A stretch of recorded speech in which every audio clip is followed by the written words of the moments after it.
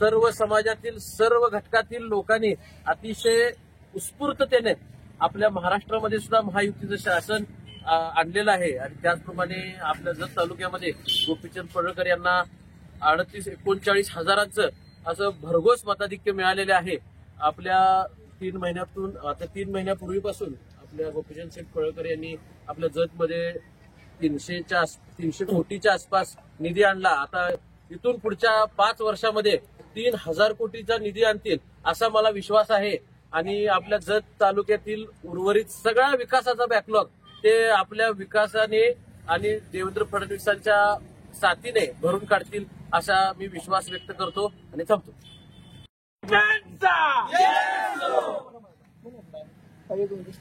गोपीचंद शेठ पडळकर आणि भाजप, शिवसेना आणि राष्ट्रवादी या महायुतीने दिलेला उमेदवार आपले लाडके गोपीचंद शेठ पडळकर आज जत तालुक्यात भरघोस मतांनी विजयी झाले।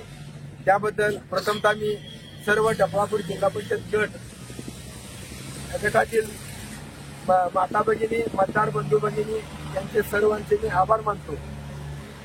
काम करणाऱ्या माणसाला खरोखरच मतदार साथ देतात, लोक साथ देतात हे परत एकदा सिद्ध झालेलं आहे। पहिल्यांदा संजय काकांच्या माध्यमातून आणि आता गोपीचंद शेठ पडळकर यांनी जो 2-3 महिन्यात निधी आणला त्याची ही पोचपावती त्यांनी केलेली आहे।